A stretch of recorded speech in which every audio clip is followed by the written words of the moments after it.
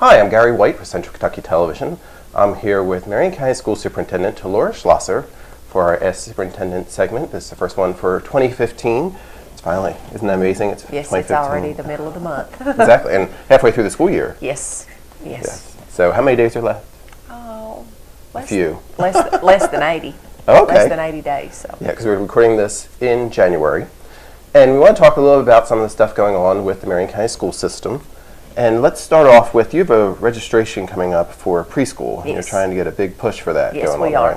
are. One of our big dreams is that all students will come to kindergarten ready, universal preschool. And so what we've been working through, the committee work, is that opportunities for more kids to attend preschool, and that's countywide. So we have an over-the-top registration at Glasscock on February the 7th, and we're going to have stations that the children go through so parents understand what it means to be kindergarten ready.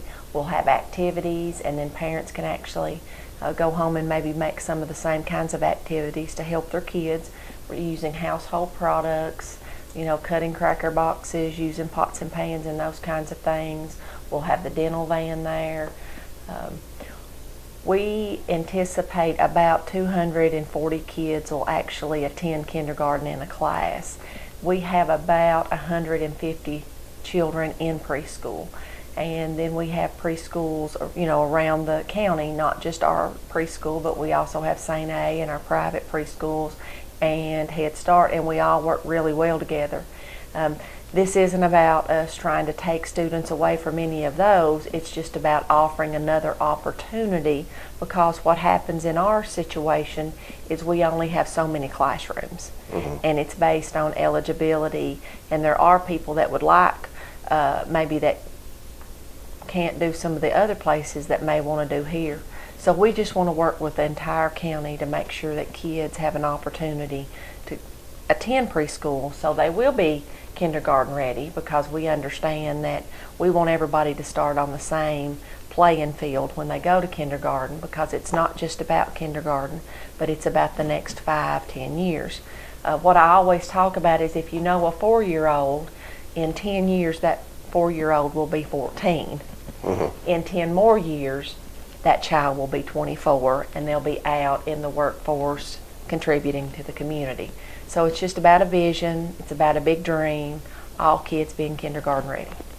I know nationally there's been talk about that as well, that if kids come to school more prepared before they even actually begin classes, that they have a better opportunity for advancement throughout their grades.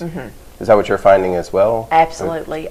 What you see is they start out behind, and they're behind all the way through school. And as the content becomes more difficult and the skill sets are harder, it could be difficult for a child. And you know, we're always want to be cautious of a child that could be a potential dropout, because you know, that child is going to be a part of our community someday.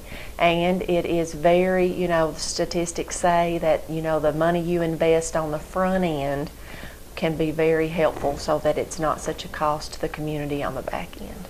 So in the past, now preschool is not a required... It is not. Right, so the state doesn't require that. They do not. Kindergarten is? Kindergarten is, yes, and just wanted to point out, our state only funds kindergarten for a half day. And about 10 years ago, our community and our school system had a vision that they wanted all children to have an opportunity to go to kindergarten all day. So our school system has elected to actually fund the other part of kindergarten. So, yes. In the past, how many, like percentage-wise, do you know how many actually did the preschool programs? We have about, we have 2 rooms at West Marion, 1 at Lebanon Elementary, 2 at Glasscock. So you're looking at about 100 students. So, and then of course we have our Head Start program as well that we work with. So, you know, again, you know, between, we've been looking at the data. We feel like there's a little bit of a gap, but you know, and when I say gap, I mean there's some kids out there that aren't going, they're not attending any preschool. They're not doing the private. They're not doing Head Start or public, and there's parents who want to keep their kids home and work with them at home, and we're fine with that. It's just we really want parents to know what does it mean to be ready, Right. Is it a financial consideration potentially as well? Is there a cost to the parents? Currently, our preschool, there is no cost. And what we've talked about is that if you don't meet the eligibility guidelines, is that it would be a $10 a day cost for parents, which should be pretty reasonable and comparable, because there are parents that that wouldn't work, because the daycare and the preschool program would be much better because they have a really good program, and there's daycare provided as well for parents who work, and I completely understand that as well. But you can find more about it at the registration as well, right? Absolutely, and you can check out our website. We have the promotional items on our website. We'll be sending flyers home with siblings, and drop by at Glasscock. I think it'll be a really fun time, and it'll be about teaching and learning. And it's February 7th? Yes, February at Glasscock. At Glasscock Elementary. Mm-hmm. Check out more about that as well. Now, also, we were talking recently in one of the nearby school districts in Nelson County. There was a case of bullying, which unfortunately led to potentially the death of that child. Right. People have been asking, what are some of the policies for bullying in regards to Marion County? And I know you have a program that you wanted to talk about a little bit here. But just to start out, what would the policy be? Obviously, if your child comes home and tells you that they don't feel safe or something's wrong, the first thing you need to do is contact the principal. And then that principal is going to investigate that. If you're not comfortable contacting the principal and you want to call our office, Tim Lyons is in charge of that. You can contact him, and we'll help you work through that process. If there's an issue on the bus, you can contact the principal and or Mr. Spalding at the bus garage.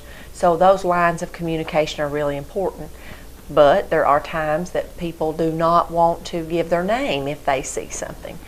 So one of the things we just launched is a program, and the reason I'm holding this up is just for the viewers to see that this is actually an icon on our website. It's on every school's website, but it's a safety tip hotline, so to speak, and you can actually go online and log in, let us know what's going on.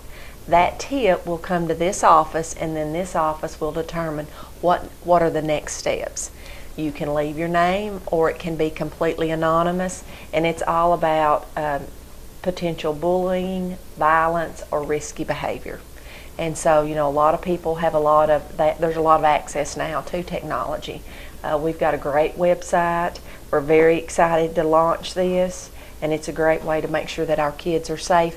And we want them to feel safe, and if something comes up, that we want them to have an opportunity to let us know.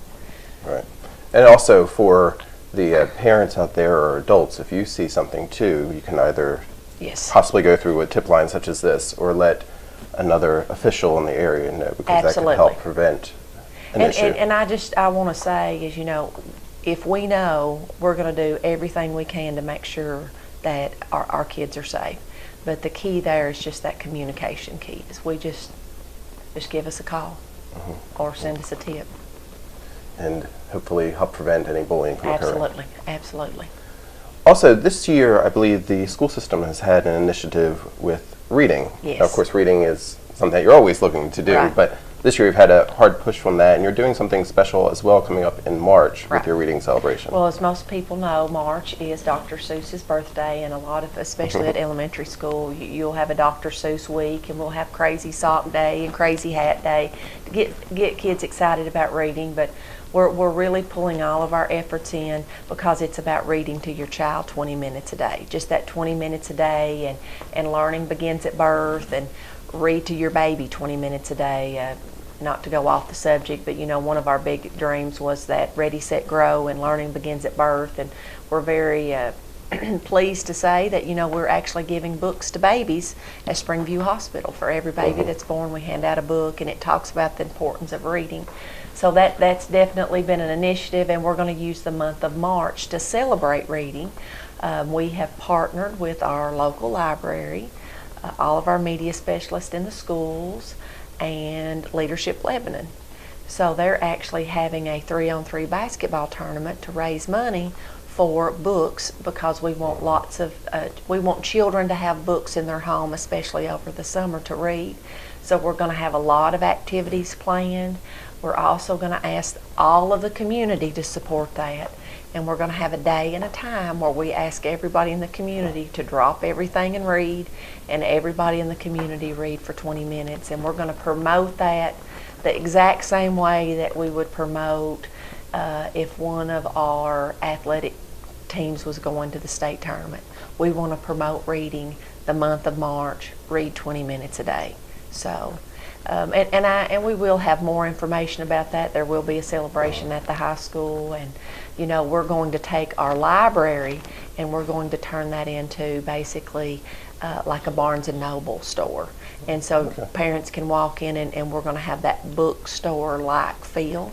So I know each school normally will have a book fair, but we're going to have a mega book fair, and hopefully we'll have some authors there to sign books. And again, we want to put books in hands of children from the day they're born all the way through school, because it's about kids learning and growing and being college and career ready.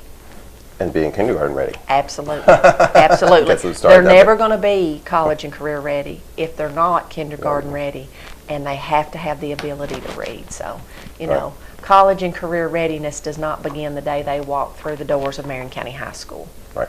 That begins the day they walk through the doors of school. So. Absolutely, getting them ready. Now, do you know what your favorite book is?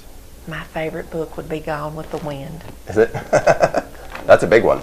It is a big one, but it does have a little bit of history, and it was probably one of the books my mom said, read this for pleasure, and it was a good book, and I like the history part of the book. And a lot of it's different than the movie too. Yes, which a lot of people don't realize. It is. The book is different from the movie, and yeah. Oh, very good. So that's going to be coming up in March. You can find out more about that as well. We'll be sharing some stuff on that too.